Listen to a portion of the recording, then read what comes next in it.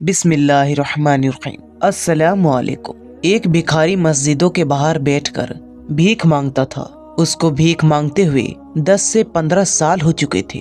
یہ مسجدوں کے باہر بیٹھ کر کہتا کہ کوئی ہے جو اللہ کے نام پر مجھے 10 روپے دیتا جائے، یہ فقیر اسے دعا دے گا۔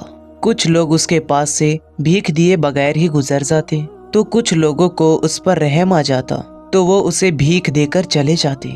ایک انگریز کو کافی شوق تھا گھومنے کا اور نئی نئی چیزوں کو دیکھنے کا، پر اس کا اسلام سے دور دور تک کوئی واسطہ نہیں تھا۔ یہ ایک عیسائی بندہ تھا۔ ایک بار یہ انگریز کسی ریسرچ کے مسئلے میں اسی شہر جا پہنچا۔ اس نے یہاں آ کر سوچا کہ ایک بار مسلمانوں کا مسجدہ کا معائنہ کیا جائے جس سے میری علم میں اضافہ ہو سکے۔ پھر یہ انگریز مسجدوں کا معائنہ کرنے لگا۔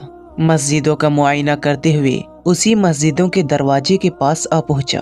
یہاں پر وہی فقیر معمول کے مطابق بیٹھا ہوا کہہ رہا تھا کہ کوئی ہے جو مجھے اللہ کے نام پر 10 روپے دے، یہ غریب اس کو دعا دے گا۔ انگریز نے اپنے ترجمان سے پوچھا کہ یہ بندہ کیا کہہ رہا ہے۔ اس کے ترجمان نے انگریز کو بتایا کہ یہ بندہ اللہ کے نام پر کہہ رہا ہے کہ کوئی ہے کہ مجھے 10 روپے دے جس سے میں اپنا گزارا کر سکوں۔ انگریز نے اس کی بات کو سن کر انسنی کر دی اور سیدھا مسجد کے اندر چلا گیا۔ کچھ دیر تک وہ مسجد کا معائنہ کرتا رہا۔ اس مسجد کی خوبصورتی کو دیکھ کر کافی متاثر ہوا۔ پھر یہ مسجد کے باہر نکل آیا تو وہ بھکاری وہاں پر ویسے ہی بیٹھا ہوا تھا جیسا اس نے پہلے دیکھا تھا۔ دوبارہ وہ بھکاری اپنے وہی انداز میں کہہ رہا تھا کہ کوئی ہے اللہ کا بندہ جو مجھے 10 روپے دے۔ اسی وقت انگریز نے اپنے جیب سے $100 نکالے اور نکال کر ترجمان سے کہا کہ اس بھکاری کو کہو کہ رب تمہیں کیا دے گا، یہ تم میری طرف سے لو اور عیش کرو۔ اس کے ترجمان نے بھکاری سے کہا کہ انگریز نے یہ تمہیں $100 دیے ہیں اور وہ کہہ رہا ہے کہ تمہیں رب کیا دے گا، یہ لو تم میری طرف سے لو اور عیش کرو۔ بھکاری نے کہا کہ اس انگریز سے کہو کہ میں مانگ تو اپنے رب سے رہا تھا اور میری دعا اس انگریز کے ذریعے سے کر دی جس کو ذریعہ بنا کر بھیجا ہے۔ بے شک میرا رزق کا وعدہ میرے رب نے کیا ہے اور اس نے مجھے عطا کر دیا۔ اب انگریز بھکاری اور اپنی ترجمان کی باتیں سن رہا تھا، پر اس کو یہ معلوم نہیں تھا کہ ان باتوں کا مطلب کیا ہے۔ انگریز نے اپنے ترجمان سے کہا کہ اس بھکاری نے تمہیں کیا جواب دیا۔ پھر اس کے ترجمان نے کہا کہ بھکاری تو کہہ رہا ہے کہ میں مانگ تو اپنے رب سے رہا تھا اور اس نے تمہیں ذریعہ بنا کر میری مال پوری کر دی اور تمہارے ذریعے سے مجھے اس نے عطا کر دیا۔ اب یہ بات انگریز کی دل میں جا لگی۔ انگریز دل ہی دل میں سوچنے لگا کہ بات تو بھکاری کی بالکل ٹھیک ہے، اس کی مانگ تو جیسی بھی ہوئی پوری تو ہو گئی، یہ مانگ تو اپنے رب سے ہی رہا تھا، پر میرے ذریعے اس کی رب نے اس کی مانگ پوری کر دی ہے۔ یہ انگریز پھر وہاں سے چلا آیا۔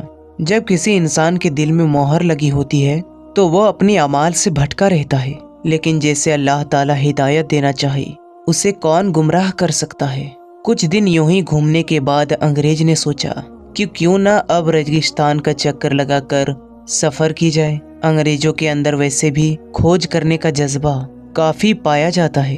انگریز نے اپنے ترجمان سے کہا کہ مجھے ریگستان کا چکر لگانا ہے اور ہم وہاں کچھ دن رک کر معائنہ کریں گے۔ اس کے ترجمان نے کہا کہ ٹھیک ہے، ہم صبح ہوتے ہی سفر پر روانہ ہو جائیں گے۔ جیسے ہی صبح ہوئی، انگریز نے اپنی دل کی مراد کو پوری کرنے کے لیے ریگستان کا رخ کر لیا۔ اب انگریز اور اس کا ترجمان یہ دونوں ریگستان کے اندر پہنچ گئے۔ انگریز نے ریگستان کے اندر آ کر کیمپ لگا لیا۔ 1 سے 2 دن یہاں پر معائنہ کرنے کے بعد اس کی دلچسپی اور بڑھ گئی۔ یہ اپنے ساتھ 2 دن کا سامان لائے تھے۔ اس کے پاس اب پانی اور سامان ختم ہو رہا تھا۔ انگریز نے اپنے ترجمان سے کہا کہ ہمارے پاس جو بھی سامان باقی تھا وہ ختم ہو چکا ہے، لیکن میرا دل نہیں چاہ رہا واپس جانے کو، میں یہاں پر کچھ دن اور رکنا چاہتا ہوں۔ تم ایک کام کرو، شہر جا کر سامان لے آؤ، کیونکہ ہمارے پاس آج تک کا سامان اور پانی بچا ہے، یہ نہ ہو کہ یہ بھی ختم ہو جائے۔ اب اس کا ترجمان ریگستان سے روانہ ہو کر شہر کی طرف چلا گیا۔ 3 سے 4 گھنٹے گزر جانے کے بعد اس کا ترجمان واپس نہیں آیا اور آج موسم بھی کافی خراب ہو رہا تھا۔ جب ریگستان کے اندر ریت کا طوفان آتا ہے تو انسان پوری طرح سے اس کے اندر دفن ہو سکتا ہے اور پتہ تک نہیں چلتا کہ انسان کہاں غائب ہو گیا۔ اب کچھ ہی دیر میں اوپر سے گرد و غبار اٹھا اس نے پوری طرح سے انگریز کی کیمپ کو اکھاڑ ڈالا۔ انگریز بھی خود کو بچاتے ہوئے وہاں سے ریگستان کے اندر کھو گیا۔ اوپر سے طوفان کافی تیز ہو چکا تھا۔ اب انگریز کو نہ تو کوئی بندہ دکھائی دے رہا تھا اور نہ ہی کسی کی آواز، اور نہ کوئی پتہ معلوم ہو رہا تھا اس کو، کیونکہ طوفان پوری طرح سے تباہی لا چکا تھا۔ 1 سے 2 گھنٹے کے بعد طوفان تھما۔ اب انگریز کو یہ معلوم نہیں تھا کہ یہ کہاں پر موجود ہے۔ یہ 2 سے 3 فٹ ریت کے اندر دب چکا تھا۔ اس نے کسی طرح اپنے آپ کو ریت سے باہر نکالا اور اس کی سانسیں پھول رہی، لیکن اس کے بعد بھی اس نے ہمت نہیں ہاری، خود کو وہاں سے نکال لیا۔ رات کافی گہری ہو چکی تھی، نہ ہی اب اس کے ترجمان کو پتا تھا کہ انگریز کہاں ہے، کیونکہ اب اس کا ترجمان وہاں پر آ بھی نہیں سکتا تھا۔ پہلے سے ہی طوفان نے اتنی تباہی مچا رکھی تھی کہ انگریز کو پورا اندازہ ہو چکا تھا کہ اس کی موت کا علاوہ اب اس کا کوئی سہارا نہیں ہے، کیونکہ اس کو کافی شدید پیاس نے آ گھیرا۔ اب اس کے پاس نہ تو کچھ پانی تھا اور نہ ہی کچھ کھانے پینے کا سامان، کیونکہ اس کا کیمپ تو طوفان نے اکھاڑ دیا تھا۔ اب اسے صرف ایک ہی چیز دکھائی دے رہی تھی اور وہ تھی موت۔ کہتے ہیں جب انسان برے وقت میں پھنس جاتا ہے تو اسے کوئی دوسرا راستہ دکھائی نہیں دیتا، پھر وہ اپنے رب کی طرف رجوع کرتا ہے۔ اب انگریز نے سوچا کہ میں نے جس وقت اس بھکاری کو پیسے دیے تھے، اس بھکاری کی دعا قبول ہو گئی اور میں اس کو پیسے دینے کا ذریعہ بنا۔ اب دیکھتا ہوں اس بھکاری کا رب مجھے بچاتا ہے یا نہیں۔ انگریز اسی وقت پکارنے لگا کہ اے اس بھکاری کے رب، تو نے تو اس بھکاری کی سن لی تھی، اب میری بھی دعا کو سن لے۔ مجھے ہر طرف سے موت نظر آ رہی ہے، اب مجھے پتا ہے کہ میں نہیں بچ پاؤں گا، اب میرا آخری سہارا تو ہی ہے۔ مجھے اس دلدل سے نکال، مجھے اس مصیبت سے نکال لے۔ اگر وہ بھکاری سچا تھا تو مجھے یہاں سے زندہ نکال لے۔ یہ پھوٹ پھوٹ کر رونے لگا، کیونکہ اس کو دوسرا سہارا دکھائی نہیں دے رہا تھا۔